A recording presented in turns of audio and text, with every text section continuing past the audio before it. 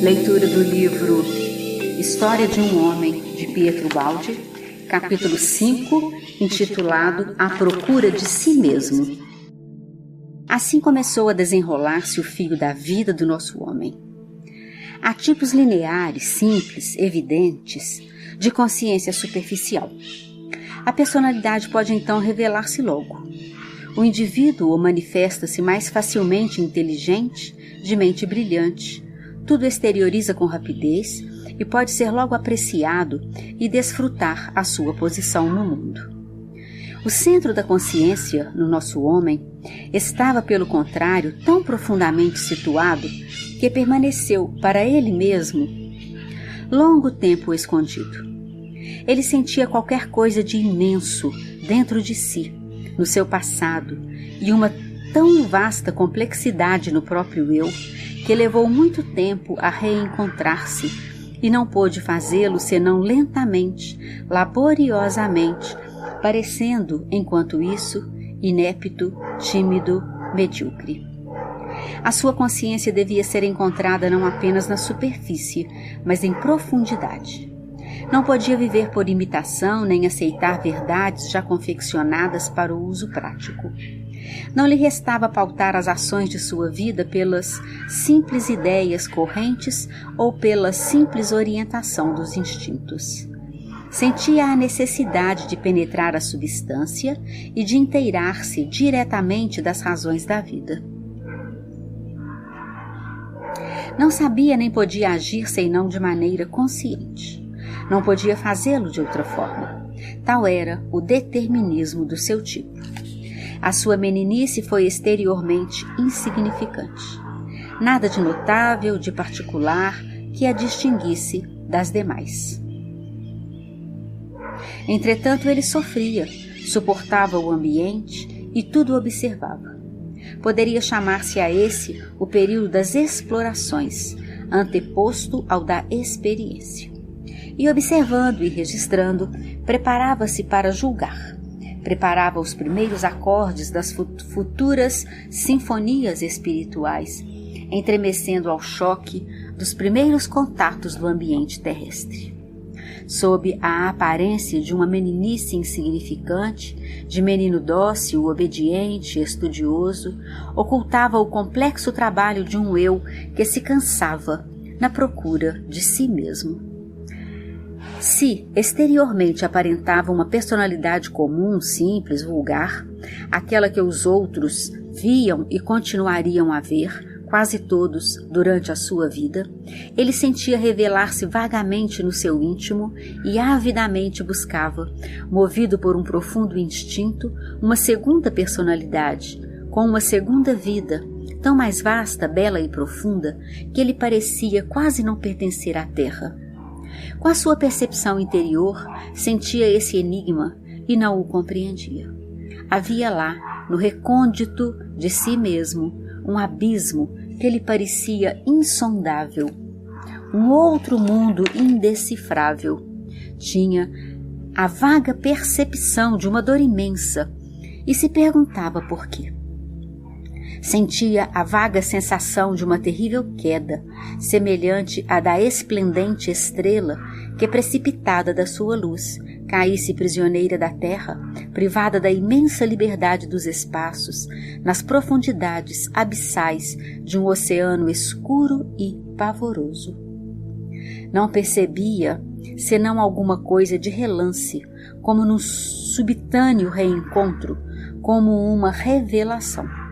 A vida aparecia-lhe então como terrificante experiência que exigia uma coragem heróica para superar e que, não obstante, devia ser superada.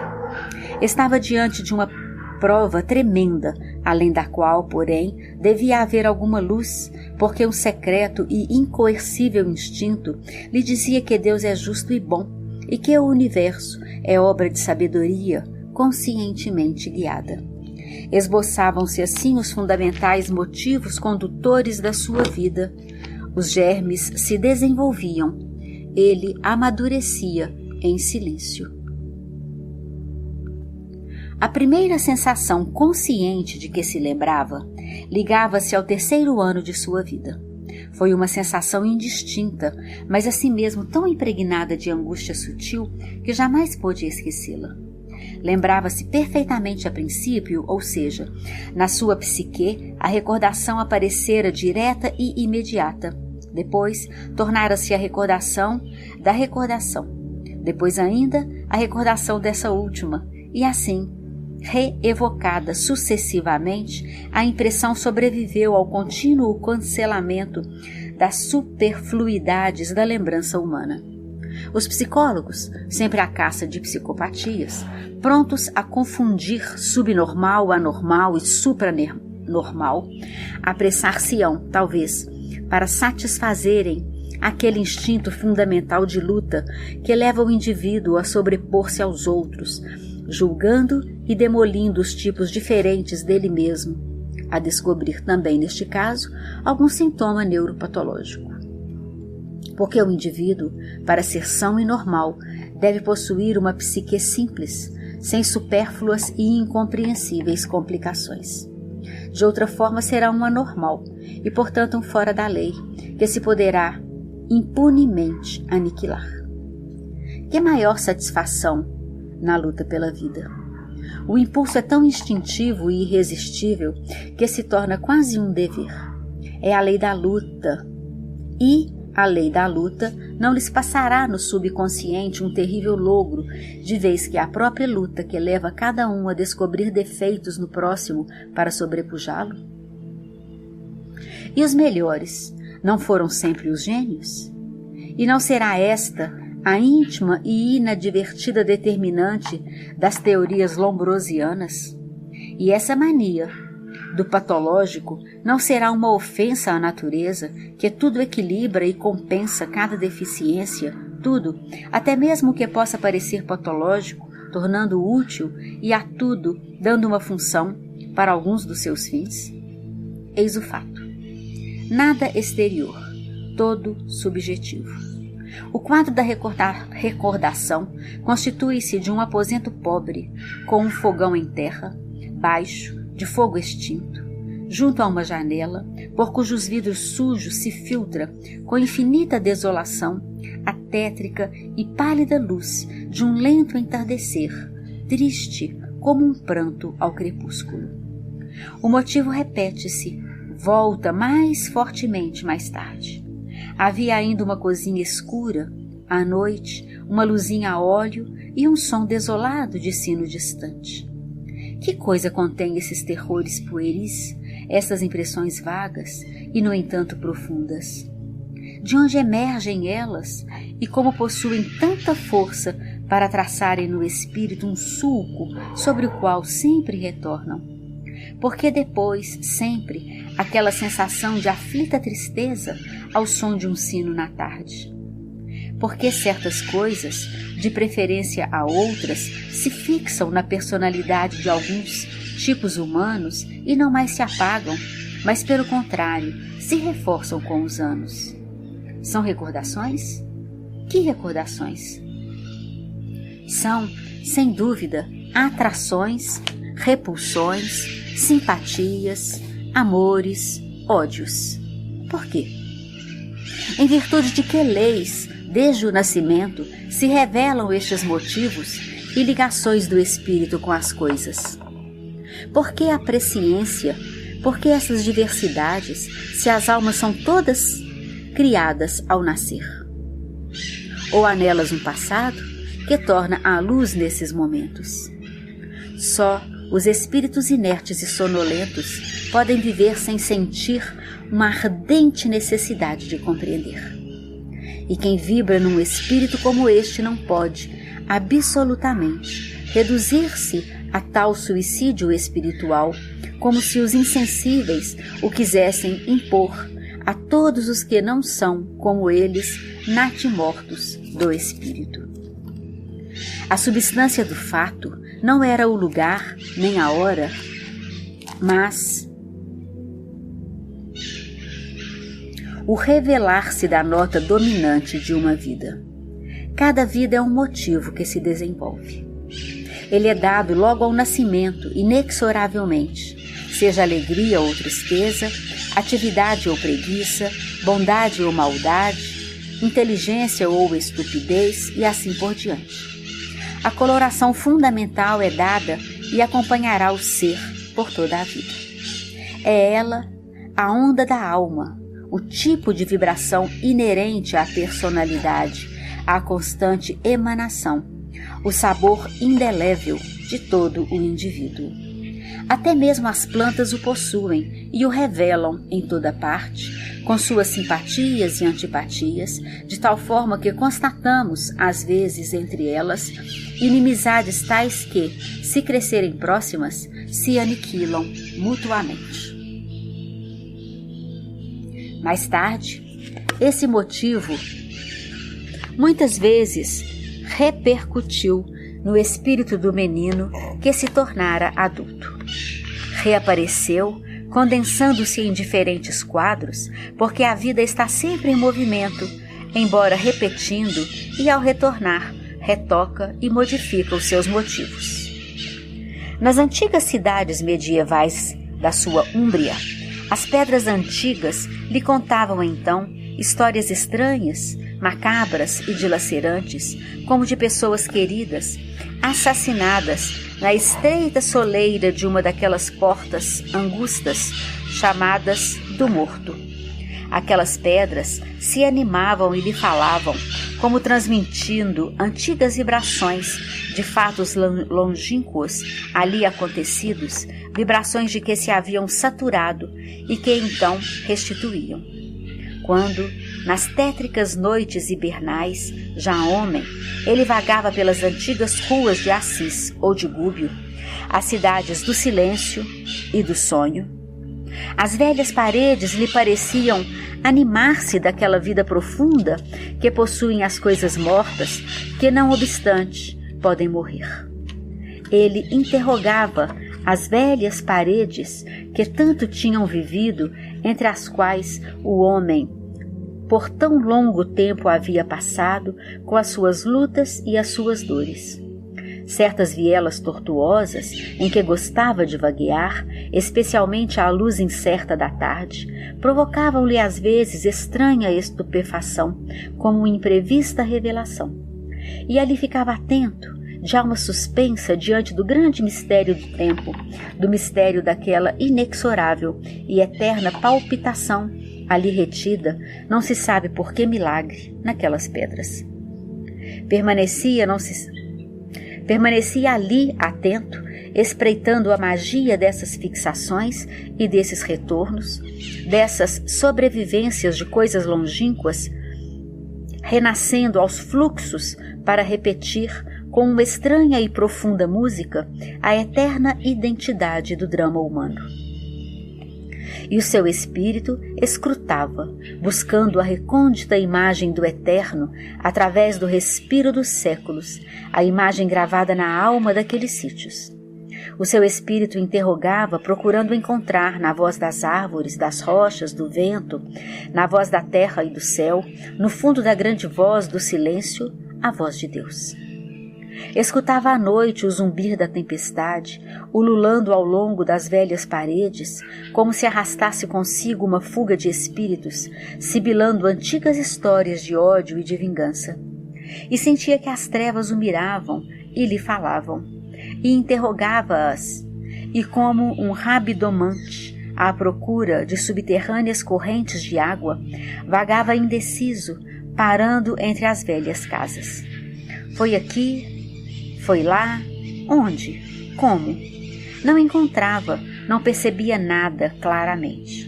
Não obstante, ele estava ligado àqueles sítios por uma indecifrável, angustiada nostalgia de um grande afeto, tragicamente espedaçado. Quem sabe? Depois, nos seus escritos, descreveu e exaltou as suas úmbricas cidades do silêncio que tanto havia amado. E os habitantes atuais dessas cidades viram nisso uma exaltação natural das mesmas. Mas ele não via naqueles sítios o presente e procurava outra coisa. Estabeleceu-se assim entre estes e o seu espírito uma sintonização que se lhe tornou profundamente cara. Mais precisamente, conseguiu despertar em si a sensação dessa sintonização, que já se encontrava no seu íntimo como um instinto anterior, antes mesmo de qualquer percepção consciente. E, sobretudo, nas tristes e obscuras tardes do sonolento outono, sob o amarelar das folhas das grandes árvores antigas, ele procurava e conseguiu encontrar novamente os acordes daquela sintonização que provinha do passado, um passado que ressuscitava e que sentia ser o seu próprio. Há, sem dúvida, em algumas almas, imensos e terríveis mistérios. Mas nem tudo no seu espírito era trágica tristeza. Havia luz também, e quanta luz! Lembrava-se de haver sido tocado, em criança, mais na vista interior do que nos olhos, certa tarde, numa igreja, por uma luz amiga que fluía do alto, não sabia como. Contou o fato, mas ninguém o compreendeu, e então se calou. Mas nunca o esqueceu. Depois, nas suas úmbricas cidades do silêncio, sobrepondo-se ao terror das atrocidades medievais, reencontrou, com a mesma angustiada nostalgia, o encanto de uma figura simples e humilde que passava fazendo o bem. Irradiava tamanho esplendor espiritual que todas as trevas se dissolviam ante ela, todos os terrores se dissipavam, os ódios desapareciam, e as dores eram consoladas. Era a figura de São Francisco. E na sua vida, ele a seguiu em silêncio, além de Assis, a Taverna, a Grécio, sobre o Trasimeno e a tantas outras cidades menores, por toda parte a que pudesse ir, beijando-lhe angustiadamente as santas pegadas. E, em cada lugar se perguntava, foi aqui? Foi ali? Onde? Quando? Assim amou Assis primeiramente. Depois amou Gúbio, como a sua pequenina irmã franciscana. Conheceu depois a Itália inteira, a Europa e as Américas, mas nenhuma cidade encontrou a que pudesse amar mais do que aquelas duas. São Damião, a Porciúncula, o túmulo de São Francisco em Assis, a Capela das Estigmatizações, em Verna, haviam sido os lugares de mais intensa e evidente sintonia com o seu espírito, como outras tantas etapas da sua paixão. Naqueles lugares reencontrou o sentido mais profundo do seu destino. Reencontrou engrandecida aquela primeira luz da sua infância. Alcançou a visão daquela afirmação que ultrapassa a terrificante prova da vida. Encontrou a força de se redimir superando os terrores do passado, consequências naturais de suas grandes culpas e dos seus desvios. Eram forças por ele mesmo desencadeadas em algum tempo e que agora se lançavam desesperadamente contra ele para espedaçá-lo, a ele inexoravelmente ligadas pelo determinismo do seu destino. Havia cometido, por certo, uma queda que agora reclamava fatalmente justiça e expiação. Um dia foi a Versalhes para reconstruir dentro de si mesmo a torpe frivolidade do mundo de Luís XV e aquela trágica hora de prostituição do poder e da riqueza de que nasceram os horrores da Revolução Francesa. E ali chegando, de novo se perguntou se não os reconhecia. Quem sabe? Ainda ali, por certo, alguma coisa o prendia, o atraía, como um canto enganador de sereia, como os tentáculos viscosos de um polvo, molemente atraindo-o para o fundo de um abismo em que se encontra a morte. Em Versalhes, conserva-se ainda no centro o quarto, com o leito e os móveis de Luís XIV. O Rei Sol, em tudo orientado pela grandeza solar. Ele havia olhado o seu retrato, que se achava naquele quarto, feito de cera, com longos cabelos verdadeiros, expressivos, e o olhara com antipatia. Detestava os soberbos, particularmente aquele soberbo, mas havia tocado com interesse os quixotescos e frívolos gobelinos do quarto de Luís XV. Dirigira-se ao Grand Trianon, ao Petit Trianon, à Maison de la Reine. Com o pequeno lago, havia explorado os recessos do parque, procurado nos pequenos aposentos de Versalhes a figura de Maria Antonieta. Luís XVI mal aparecia, grosseiro, apagado, insignificante. Mas as vibrações mais decisivas permaneciam e lhe falavam. Todo um mundo de loucuras, frívolo e trágico. De Versalhes, ele o seguiu com um pensamento a Paris, às Tulherias, para a trágica fuga de Varennes ao templo e, por fim, à guilhotina de Luís Capetto e de Maria Antonieta. E o Delfim desaparecido. Eis o período do terror, os cárceres regurgitantes de aristocratas condenados.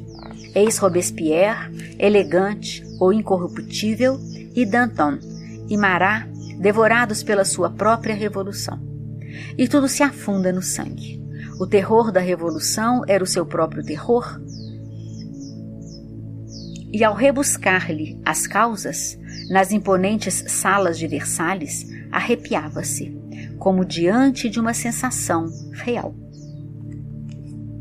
Ele se perguntava: que tenho eu com esse mundo? Como as suas culpas podem ser as minhas? Qual é o significado desta sintonização que me faz vibrar com seus episódios, desta atração que me prende, pois tudo isso eu sinto reviver em mim? Está ali, talvez, a causa da minha atual expiação, que, por isso adquire forma tão precisa e específica, a ponto de parecer a correção daquelas culpas? Por que uma tal correspondência de sensações e de posições? O fato de que a dor não golpeia ao acaso, mas insiste, quase com lógica e método, sobre certos pontos, que numa vida são quase sempre os mesmos, faz nascer a ideia de uma expiação específica. E é ainda justo que uma dor seja a correção de determinados erros, e erros próprios, e em proporção a eles e não dos erros de um místico e distante Adão, do qual tão pouco se sabe. Só assim a vida é escola, é campo de provas em que se corrigem antecedentes. Só assim se adquire o senso de completa justiça na dor, da sua utilidade específica e do seu funcionamento lógico. A dor tem assim uma explicação e uma justificação precisas, um significado mais convincente, e resulta, não só de modo vago, mas também prático e exato em nossa utilidade. Ele satisfazia assim a sua necessidade de ver claro os porquês da sua vida e dos seus atos, e de traçar a rota do seu destino, porque esta continha também os seus objetivos. Uma coisa apenas não compreendia: como podiam os seus semelhantes viver sem sentir a necessidade de se orientarem, de precisar o significado específico da sua vida e o conteúdo a lhe dar? Era certo que percebia esta sintonização instintiva e indiscutível com ambientes históricos, contendo condições de vida que ele verificava estar revivendo agora de maneira inversa, contraditória, como numa compensação. Por que esta sintonização, esta atração de simpatia, justamente por aqueles ambientes, e como nunca esta correspondência de posições contrárias? Não podia cientificamente negar a priori a possibilidade desta impregnação vibratória das coisas, nem a sua atual irradiação após a saturação no passado, nem as possibilidades de um hipersensitivo como ele pesquisar essas correntes vibratórias, registrá-las e com elas sintonizar-se, fosse por concordância ou dissonância, simpatia ou antipatia, segundo a natureza das próprias ondas psíquicas. As últimas descobertas científicas o induziam a admitir a possibilidade de estabelecer relações com ondas longínquas. A nova ciência das vibrações o levava justamente a tais conclusões. Só quem vegeta, sem sofrer, pode ficar adormecido na ignorância e contentar-se com as simples explicações filosóficas sobre a dor. As belas teorias servem muito, mas para as dores alheias. Quem sofre, porém, seriamente a sua própria dor, não encontra a paz, enquanto não descobre, pelo menos, as causas.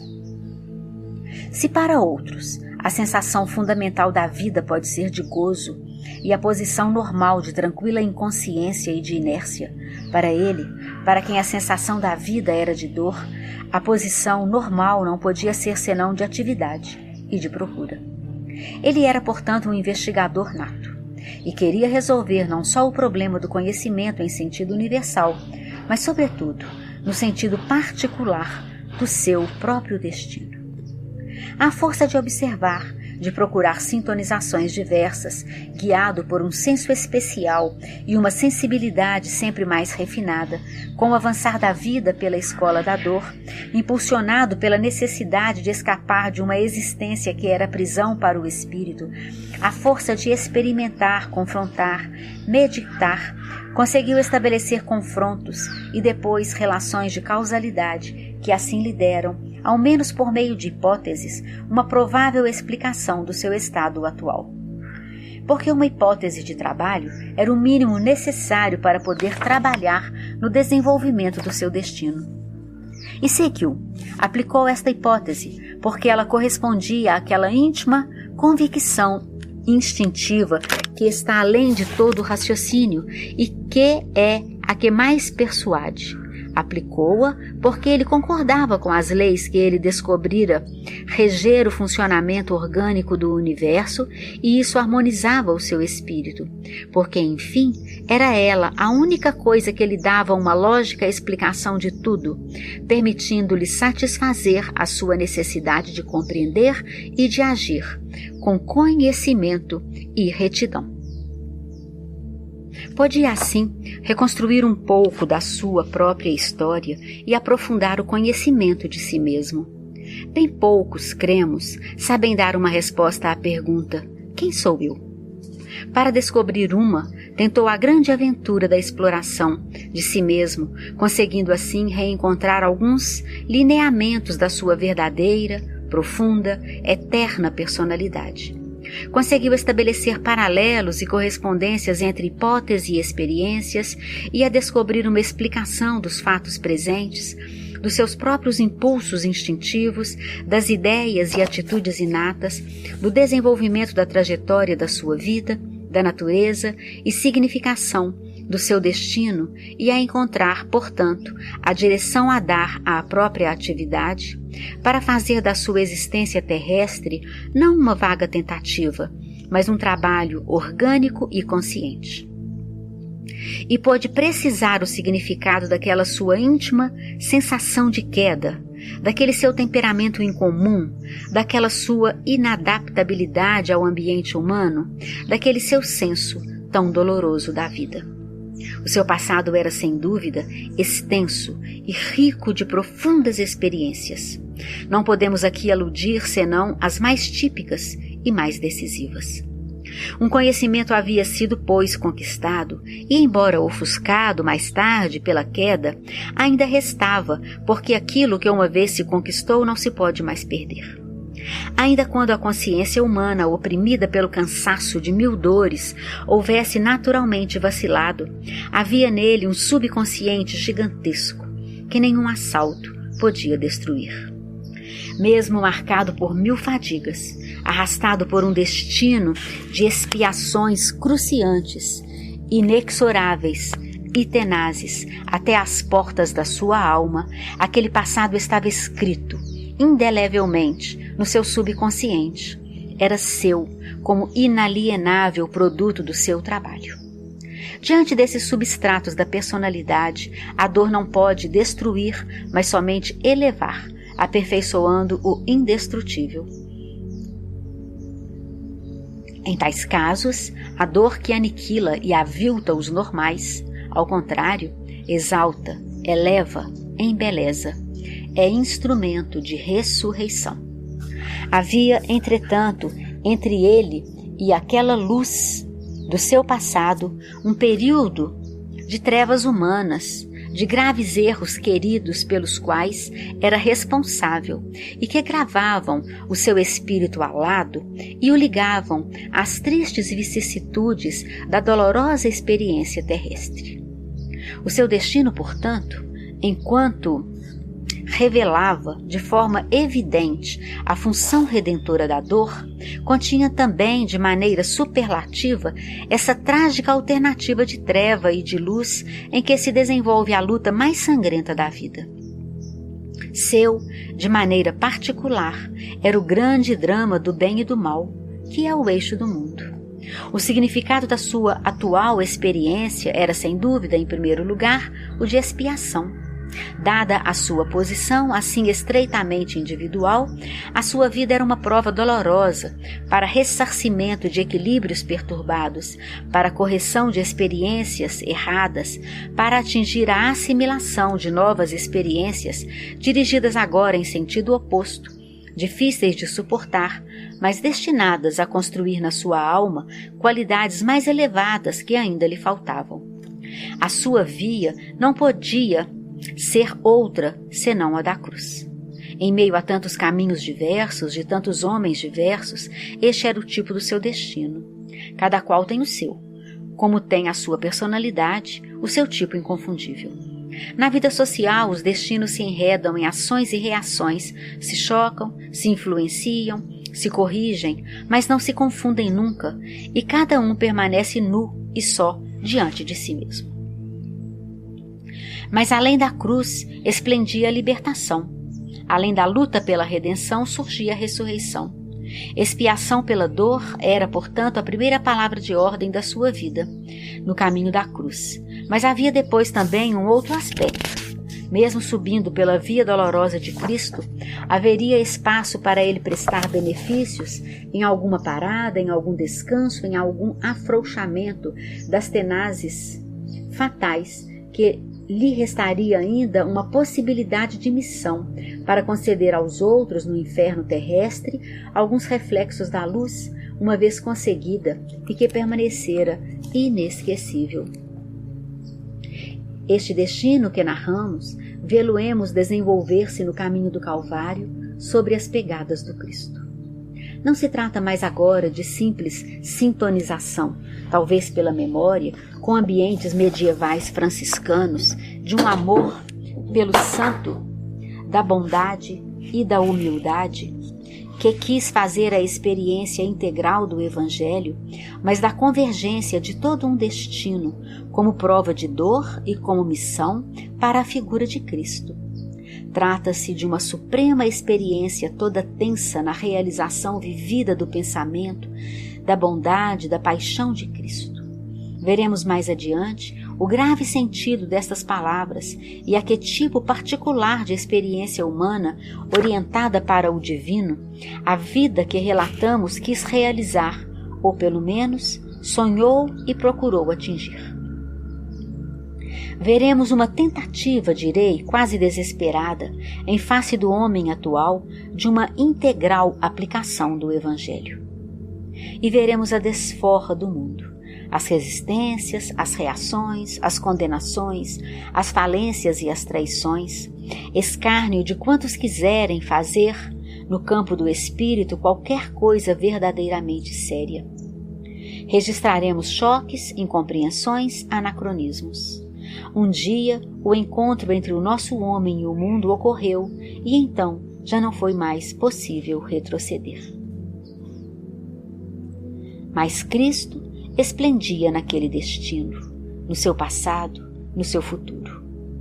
Como uma lembrança e como um pressentimento, o envolvia todo em luz, tanto que o breve espaço daquela vida de treva dolorosa se fechava entre dois esplendores. Aquela luz estava antes da culpa e depois da expiação.